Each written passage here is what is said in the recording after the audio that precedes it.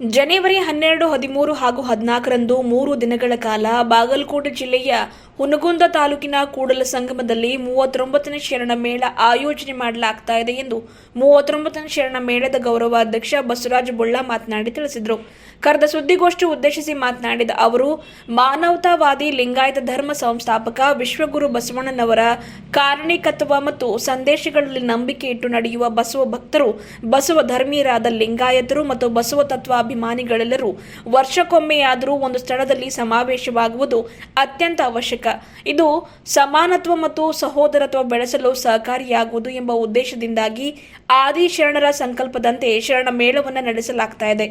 ಧರ್ಮಕರ್ತ ಬಸವಣ್ಣನವರ ವಿದ್ಯಾಭೂಮಿ, ತಪೋಸ್ಥಾನ, ಐಕ್ಯ ಕ್ಷೇತ್ರ ಕೂಡಲ ಸಂಗಮವನ್ನು ಬಸವ ಧರ್ಮೀಯರ ಧರ್ಮಕ್ಷೇತ್ರ ಎಂದು ಗುರುತಿಸಿಕೊಂಡು 1988ರ ಜನವರಿ 14, 15 ಮತ್ತು 16ರಂದು ಪ್ರಥಮ ಚಾರಿತ್ರಿಕ ಶರಣ ಮೇಳವನ್ನು ನಡೆಸಲಾಯಿತು. ಮೊಟ್ಟ ಮೊದಲನೆಯ ಚಾರಿತ್ರಿಕ ಶರಣ ಮೇಳವು 2.5 ಲಕ್ಷಕ್ಕೂ ಮಿಕ್ಕಿದ ಜನಸಮೂಹವನ್ನು ಆಕರ್ಷಿಸಿತು. ಇಂಥ ಶರಣ ಮೇಳವು ಪ್ರತಿ ವರ್ಷ ಲಿಂಗಾಯತ ಧರ್ಮ ಸಂಸ್ಥಾಪನಾ ದಿನದ ಅಂಗವಾಗಿ ನಡೀತಾ ಇದ್ದು, 39ನೇ ಶರಣ ಮೇಳವು 2026ನೇ ಜನವರಿ 12, 13 ಮತ್ತು 14ರಂದು ಹಮ್ಮಿಕೊಳ್ಳಲಾಗ್ತಾ ಇದೆ. ಮುಸಲ್ಮಾನ್ ಧರ್ಮೀಯರಿಗೆ ಮೆಕ್ಕಾ, ಸಿಖ್ ಧರ್ಮೀಯರಿಗೆ ಅಮೃತ್ಸರ, ಬೌದ್ಧ ಧರ್ಮೀಯರಿಗೆ ಬುದ್ಧಗಯೆ ಧರ್ಮಕ್ಷೇತ್ರಗಳಾಗಿರುವಂತೆ ಬಸವ ಧರ್ಮಾನುಯಾಯಿಗಳಿಗೆ ವಿಶ್ವಗುರು ಬಸವಣ್ಣನವರ ಐಕ್ಯ ಸ್ಥಾನ ಕೂಡಲ ಸಂಗಮವೇ ಧರ್ಮಕ್ಷೇತ್ರ. ತಮ್ಮ ಜೀವಮಾನದಲ್ಲಿ ಆಯುಷ್ಯ ಆರೋಗ್ಯ ಇರುವವರೆಗೆ ಎಷ್ಟು ಸಲ ಒಬ್ಬ ವ್ಯಕ್ತಿ ಶರಣ ಮೇಳದಲ್ಲಿ ಭಾಗಿಯಾಗ್ತಾನೋ ಆತ ನಿಜಕ್ಕೂ ಹೆಚ್ಚು ಪುಣ್ಯವಂತ. ಇಂತಹ ಪವಿತ್ರ ಶರಣ ಮೇಳಕ್ಕೆ ಜಾತಿ, ಮತ, ಪಂಥಗಳ ಭೇದವಿಲ್ಲದೆ ಸಹೋದರ ಭಾವನೆಯಿಂದ ಎಲ್ಲರೂ ಲಕ್ಷಾಂತರ ಸಂಖ್ಯೆಯಲ್ಲಿ ಭಾಗವಹಿಸುವಂತೆ ಈ ಮೂಲಕ ಕರೆ ಕೊಟ್ಟರು. ಕಾರ್ಯಕ್ರಮದ ವಿವರಣೆ ನೀಡಿದ ಅವರು, ಜನವರಿ 13ರಂದು ಬೆಳಗ್ಗೆ 10:30 ಗಂಟೆಗೆ ಶರಣ ಮೇಳ ಉದ್ಘಾಟನೆ ಸಮಾರಂಭ ಜರುಗಲಿದೆ. ಸಮಾರಂಭದ ದಿವ್ಯ ಸಾನ್ನಿಧ್ಯವನ್ನು ಪೂಜ್ಯ ಮಾತೆ ಗಂಗಾದೇವಿಯವರು, ಪೂಜ್ಯ ಸಿದ್ದರಾಮೇಶ್ವರ ಸ್ವಾಮೀಜಿ ಸಾನ್ನಿಧ್ಯ ವಹಿಸಲಿದ್ದು, ಮಹಾರಾಷ್ಟ್ರದ ಮಾಜಿ ಮುಖ್ಯಮಂತ್ರಿ ಸುಶೀಲ್ ಕುಮಾರ್ ಶಿಂದೆ ಉದ್ಘಾಟನೆ ಮಾಡಲಿದ್ದಾರೆ. ರಾಜ್ಯದ ಭಾರಿ ಮತ್ತು ಮಧ್ಯಮ ಕೈಗಾರಿಕೆ ಸಚಿವ ಎಂಬಿ ಪಾಟೀಲ್ ತರಂಗಿಣಿ ಕೃತಿ ಲೋಕಾರ್ಪಣೆಗೊಳಿಸುವರು. ಅಬಕಾರಿ ಸಚಿವ ಆರ್.ಬಿ. ತಿಮ್ಮಾಪುರ ಧ್ವಜಾರೋಹಣ ನೆರವೇರಿಸಲಿದ್ದಾರೆ. ವೀರಶೈವ ಲಿಂಗಾಯತ ಅಭಿವೃದ್ಧಿ ನಿಗಮದ ಅಧ್ಯಕ್ಷ ವಿಜಯಾನಂದ ಕಾಶ್ಯಪ್ಪನವರು ಕಾರ್ಯಕ್ರಮದ ಅಧ್ಯಕ್ಷತೆ ವಹಿಸಲಿದ್ದಾರೆ. ಇದೇ ವೇಳೆ ಸ್ವಾಮಿ ಲಿಂಗಾನಂದ ಶ್ರೀ ರಾಷ್ಟ್ರೀಯ ಪ್ರಶಸ್ತಿಯನ್ನ ಗೋರು ಚೆನ್ನಬಸಪ್ಪ ಅವರಿಗೆ, ಬಸವಾತ್ಮಜ ರಾಷ್ಟ್ರೀಯ ಪ್ರಶಸ್ತಿಯನ್ನ ಗಾಯಕಿ ಸಂಗೀತಾ ಕಟ್ಟಿಯವರಿಗೆ ವಿತರಣೆ ಮಾಡಲಾಗುವುದು. ಸರ್ಕಾರಿ ನೌಕರರ ಸಂಘದ ರಾಜ್ಯಾಧ್ಯಕ್ಷ ಸಿ.ಎಸ್. ಷಡಕ್ಷರಿ ಅವರಿಗೆ ಶರಣ ಕಾಯಕ ರತ್ನ ಪ್ರಶಸ್ತಿ ಹಾಗೂ ಟಿವಿ9 ವರದಿಗಾರ ರವಿ ಮೂಕಿ ಅವರಿಗೆ ಶರಣ ಜ್ಞಾನರತ್ನ ಪ್ರಶಸ್ತಿ ಪ್ರದಾನ ಸಮಾರಂಭ ಜರುಗಲಿದೆ ಎಂದು ತಿಳಿಸಿದರು. ಈ ಸುದ್ದಿಗೋಷ್ಠಿಯಲ್ಲಿ ರಾಷ್ಟ್ರೀಯ ಬಸವದಳದ ರಾಜ್ಯ ಉಪಾಧ್ಯಕ್ಷ ರಾಜೇಂದ್ರ ಜೊನ್ನಿಕೇರಿ, ಜಿಲ್ಲಾಧ್ಯಕ್ಷ ಸೋಮಶೇಖರ್ ಪಾಟೀಲ್ ಗಾದಗಿ, ಲಿಂಗಾಯತ ಸಮಾಜದ ಜಿಲ್ಲಾಧ್ಯಕ್ಷ ಕುಶಲರಾವ್ ಪಾಟೀಲ್ ಖಾಜಾಪುರ್, ಪದಾಧಿಕಾರಿ ರಾಜೇಂದ್ರ ಕುಮಾರ್ ಗಂದ್ಗೆ ಅವರು ಮಾತನಾಡಿದರು.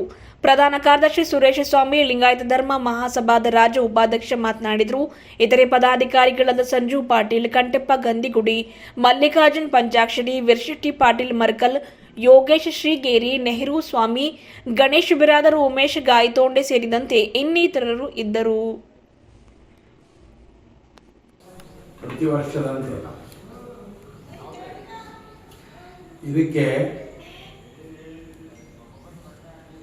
ಶರಣ ಮೇಳದ ಮುಖ್ಯ ಉದ್ದೇಶ ಏನಪ್ಪ ಅಂದರೆ, ಲಿಂಗಾಯತ ಧರ್ಮದ ಸಂಸ್ಥಾಪನಾ ದಿನ ಅಂತ ಹೇಳಿ ಸುಕ್ಷೇತ್ರ ಕೂಡಲ ಸಂಗಮದಲ್ಲಿ ಪ್ರತಿ ವರ್ಷ ಸುಮಾರು 38 ವರ್ಷದಿಂದ ಮಾಡಿಕೊಂಡು ಬಂದಿದ್ದಾರೆ. ಈ ಕಾರ್ಯಕ್ರಮದಲ್ಲಿ ತಮ್ಮ ಕುರಿತು ಇನ್ವಿಟೇಷನ್ ಕಾರ್ಡ್, ಅನೇಕ ಧರ್ಮಗುರುಗಳು, ಬಸವ ಭಕ್ತರು ತಮಿಳುನಾಡಿನಿಂದ, ಕೇರಳದಿಂದ, ತೆಲಂಗಾಣದಿಂದ, ಮಹಾರಾಷ್ಟ್ರದಿಂದ ಅನೇಕ ಜನ ಬಸವ ಭಕ್ತರು ಈ ಕಾರ್ಯಕ್ರಮಕ್ಕೆ ಆಗಮಿಸ್ತಾರೆ. ವಿಶೇಷವಾಗಿ ಧರ್ಮಗುರುಗಳು ಈ ಕಾರ್ಯಕ್ರಮಕ್ಕೆ ಆಗಮಿಸ್ತಾರೆ. ಈ ಕಾರ್ಯಕ್ರಮದ ಉದ್ಘಾಟನೆಯನ್ನು ಅಪ್ಪಟ ಬಸವ ಭಕ್ತರಾದಂತಹ ಹಿಂದಿನ ಮುಖ್ಯಮಂತ್ರಿಗಳು, ಹಿಂದಿನ ಭಾರತ ಸರ್ಕಾರದ ಗೃಹ ಮಂತ್ರಿಗಳಾದಂತಹ ಸುಶೀಲ್ ಕುಮಾರ್ ಶಿಂದೆ ಅವರು ಈ ಮೇಳದ ಶರಣ ಮೇಳದ ಉದ್ಘಾಟನೆಯನ್ನು ಮಾಡ್ತಾರೆ. ಅದೇ ರೀತಿ ಈ ಧರ್ಮಪೀಠದ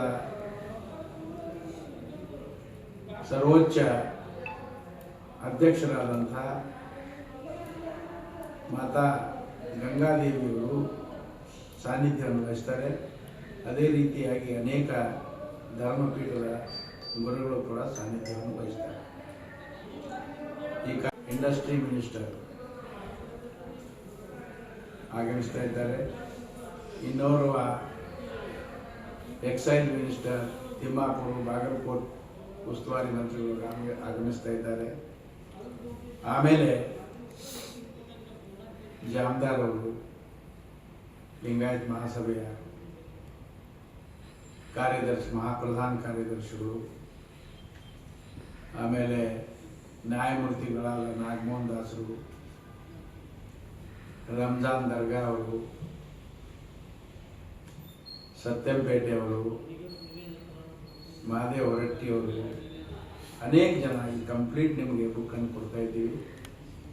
3 ದಿವಸಗಳವರೆಗೆ ಈ ಕಾರ್ಯಕ್ರಮ ನಡೀತಾ ಇದೆ. 12, 13, 14ನೇ ಜಾನ್ವರಿ 2026 ನಡೀತಾ ಇದೆ. ಅದಕ್ಕೆ ಈ ಕಾರ್ಯಕ್ರಮ ಪತ್ರಿಕಾಗೋಷ್ಠಿ ಮಾಡತಕ್ಕಂಥ ಉದ್ದೇಶ ಅಂದರೆ ಸಂಪೂರ್ಣ ಸಾರ್ವಜನಿಕರಿಗೆ ತಮ್ಮ ಮುಖಾಂತರ ನಾವು ವಿನಂತಿಸಿಕೊಳ್ತೀವಿ. ಈ ಕಾರ್ಯಕ್ರಮಕ್ಕೆ ಬಹುಸಂಖ್ಯೆಯ ಜನ ಬರಬೇಕಂತೇಳಿ ಈ ಉದ್ದೇಶದಿಂದ ನಾವು ಮಾಡ್ತಾ ಇದ್ದೀವಿ. ಸೊ ಅದಕ್ಕೆ ಈಗ ನಮ್ಮ ಅಧ್ಯಕ್ಷರಾದಂತಹ ಸೋಮಶೇಖರ್ ಪಾಟೀಲ್ ಅವರು ಮಾತಾಡ್ತಾರೆ. ವೇದಿಕೆ ಮೇಲೆ ಕೂತಿದ್ದ ಎಲ್ಲ ಹಿರಿಯರಿಗೂ ಹಾಗೂ ಪತ್ರಿಕೆ ಮಾಧ್ಯಮದವರಿಗೆ ಅನಂತ ಶರಣರು. ಈಗಾಗಲೇ ಬಸವರಾಜ ಅಣ್ಣವರು ಹೇಳಿದಾಗೆ ಜನವರಿ 12, 13, 14 ದಿನ 3 ದಿನ 39ನೇ ಶರಣ ಮೇಳ ಇದೆ.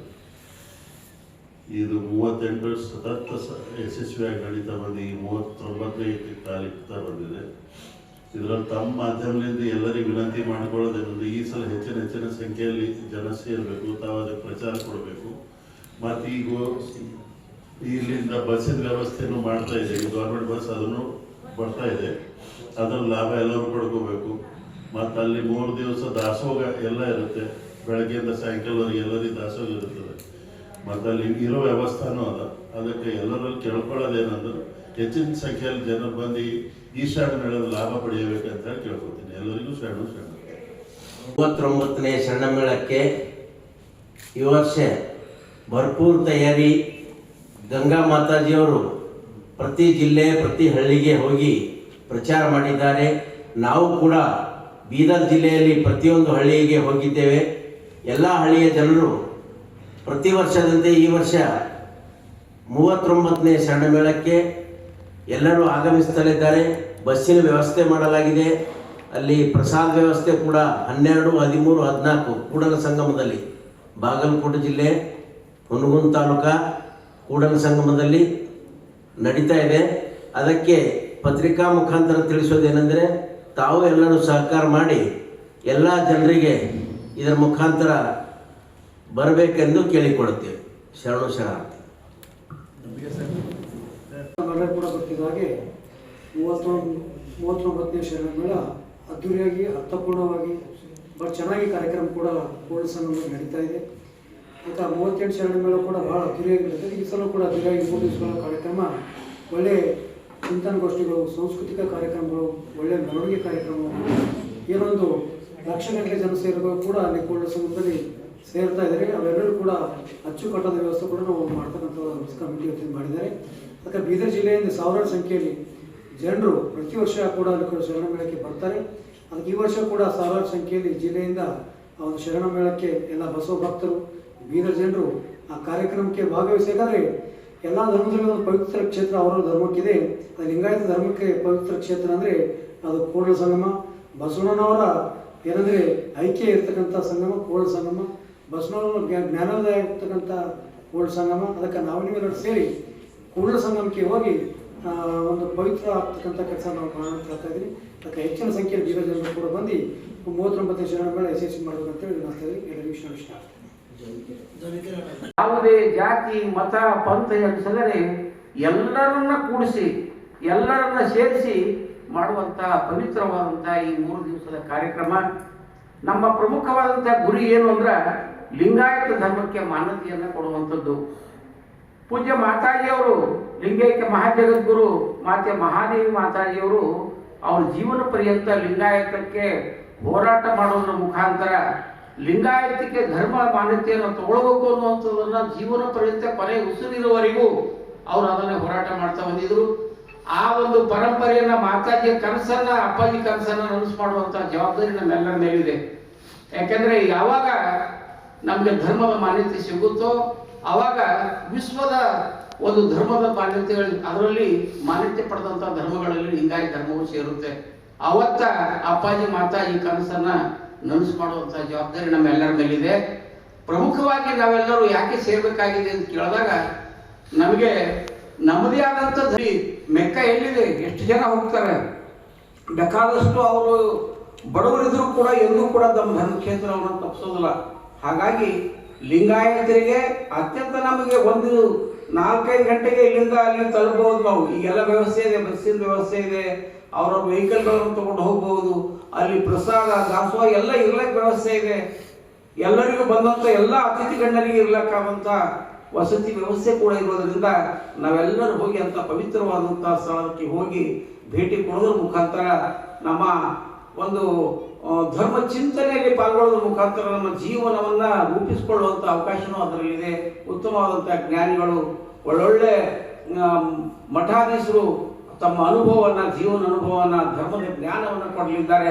ಅಂಥದನ್ನು ನಾವೆಲ್ಲರೂ ಸವಿಯೋಣ ಅಂತ ತಿಳಿಸ್ತಾ, ಪೂಜ್ಯ ಲಿಂಗೈಕ್ಯ ಪ್ರವಚನ ಪಿತಾಮಹ ಲಿಂಗಾನಂದ ಅಪ್ಪಾಜಿಯವರ ಹೆಸರಿನಲ್ಲಿ ಹಾಗೂ ಪೂಜ್ಯ ಮಾತಾಜಿಯವರ ಹೆಸರಿನಲ್ಲಿ ಪ್ರತಿ ವರ್ಷ ನಾವು ರಾಷ್ಟ್ರೀಯ ಮಟ್ಟದ 2 ಪ್ರಶಸ್ತಿಗಳನ್ನು ಕೊಡ್ತಾ ಇದ್ದೇವೆ. ಈ ವರ್ಷ ವಿಶ್ವದ ಪ್ರಥಮ ಮಹಿಳಾ ಜಗದ್ಗುರು ಮಾತೆ ಮಹಾದೇವಿಯವರ ಸ್ಮರಣಾರ್ಥವಾಗಿ ಬಸವಾತ್ಮಜ ಅಂತಕ್ಕಂಥ ರಾಷ್ಟ್ರೀಯ ಪ್ರಶಸ್ತಿ 2026ನೇ ಪ್ರಶಸ್ತಿಯನ್ನು ಖ್ಯಾತ ಹಿನ್ನೆಲೆ ಗಾಯಕರು ಆದಂಥ ಶರಣ್ಯ ಸಂಗೀತ ಕಟ್ಟಿಯವರಿಗೆ ನಾವು ಕೊಡ್ತಾ ಇದ್ದೇವೆ. ಹಾಗೆ ಪೂಜ್ಯ ಲಿಂಗಾನಂದ ಅಪ್ಪಾಜಿಯವರ ಪ್ರಶಸ್ತಿಯನ್ನು ಪ್ರವಚನ ಪಿತಾಮಹ ಪರಮ ಪೂಜ್ಯ ಮಹಾಜಗದ್ಗುರು ಲಿಂಗಾನಂದ ಸ್ವಾಮೀಜಿಯವರ ಸ್ಮರಣಾರ್ಥವಾಗಿ ಸ್ವಾಮಿ ಲಿಂಗಾನಂದ ಶ್ರೀ ರಾಷ್ಟ್ರೀಯ ಪ್ರಶಸ್ತಿ 2026ನೇ ಪ್ರಶಸ್ತಿಯನ್ನು ನಾಡೋಜ ಶರಣ ಡಾಕ್ಟರ್ ಗೋರೂರು ಚನ್ನಬಸಪ್ಪನವರಿಗೆ ಕೊಡ್ತಾ ಇದ್ದೇವೆ. ಹಾಗೆ ಇನ್ನು ಧರ್ಮಪೀಠದ ಪರವಾಗಿ ಪ್ರತಿ ವರ್ಷ ನಾವು 6 ಜನರಿಗೆ ಪ್ರಶಸ್ತಿಯನ್ನು ಕೊಡ್ತೇವೆ. ಈ ವರ್ಷ ನಾವು ಶರಣ ದಾಸೋಹ ರತ್ನ ಪ್ರಶಸ್ತಿಯನ್ನು ಶರಣ ನಾಗಮ್ಮ ಷಡಕ್ಷರಿ ಮೈಸೂರವರಿಗೆ, ಶರಣ ಸೇವಾ ರತ್ನ ಪ್ರಶಸ್ತಿಯನ್ನು ಶರಣ ಬೇಕ್ರಿ ಶಿವಣ್ಣ ರಾಷ್ಟ್ರೀಯ ಬಸವ ವಿಜಯಪುರ ಅವರಿಗೆ, ಶರಣ ಸೇವಾ ರತ್ನ ಪ್ರಶಸ್ತಿ ಶರಣ ಗಂಗಣ್ಣ ಭಾಗ್ಯವಾಡಿ ಕುರುಲ ಸಂಗಮ, ಶರಣ ಕೃಷಿ ರತ್ನ ಪ್ರಶಸ್ತಿಯನ್ನು ಶರಣ ರಾಜಪ್ಪ ರಾಜಮನಿ ಹುನಗುಂದ್ ಹಾಗೂ ಇನ್ನು ಇರುವರು ಆದಂಥ ಶರಣ ಬಸವರತ್ನ ಪ್ರಶಸ್ತಿ ಶರಣ ಎಚ್ ಹುಚ್ಚಪ್ಪ ಮಾಸ್ಟರ್ ಬಸವತತ್ವ ಪ್ರಚಾರಕರು ದಾವಣಗೆರೆ, ಶರಣರತ್ನ ಪ್ರಶಸ್ತಿಯನ್ನು ನಾಗಮದಪ್ಪ ನೆನಕಟ್ಟೆ ಗುಂಡಲಪೇಟೆ ಚಾಮರಾಜನಗರ ಡಿಸ್ಟಿಕ್ ಅವರಿಗೆ ಕೊಡ್ತಾ ಇದ್ದೇವೆ. ಹೀಗೆ ವಿವಿಧ ಕ್ಷೇತ್ರದಲ್ಲಿ ಸೇವೆಯನ್ನು ಸಲ್ಲಿಸಿದಂಥ ಗಣ್ಯರನ್ನು ಆರಿಸಿ ನಾವು ಈ ಪ್ರಶಸ್ತಿಯನ್ನು ಪ್ರದಾನ ಮಾಡ್ತಾ ಇದ್ದೇವೆ. ಹಾಗೂ ರಾಜ್ಯ ಪ್ರಶಸ್ತಿ ಕೂಡ ಈ ವರ್ಷ ಕೊಡ್ತಾ ಇದ್ದಾರೆ. ಕಾಯಕ ರತ್ನ ಪ್ರಶಸ್ತಿಯನ್ನು ಶರಣ ಶ್ರೀ CS ಷಡಕ್ಷರಿ ರಾಜ್ಯಾಧ್ಯಕ್ಷರು ಸರ್ಕಾರಿ ಕರ್ನಾಟಕ ರಾಜ್ಯ ಸರ್ಕಾರಿ ನೌಕರ ಸಂಘ ರಾಜ್ಯಾಧ್ಯಕ್ಷರಾದ CS ಷಡಕ್ಷರಿ ಅವರಿಗೆ ಕೊಡ್ತಾ ಇದ್ದೇವೆ. ಹಾಗೆ ಜ್ಞಾನ ರತ್ನ ಪ್ರಶಸ್ತಿಯನ್ನು ಶರಣ ಶ್ರೀ ರವಿ ಮೂಕಿ ವರದಿಗಾರರು TV9 ಕನ್ನಡ ಬಾಗಲಕೋಟೆ ಅವರಿಗೆ ಕೊಡ್ತಾ ಇದ್ದೇವೆ. ತಾವು ಈ ಪ್ರಶಸ್ತಿಗೆ ಪುರಸ್ಕೃತರಾದಂಥವರನ್ನು ಸ್ವಲ್ಪ ಹೈಲೈಟ್ ಮಾಡಬೇಕಂದ್ರೆ ತಮ್ಮಲ್ಲಿ ಕಳಕಳಿ ಮನವಿ.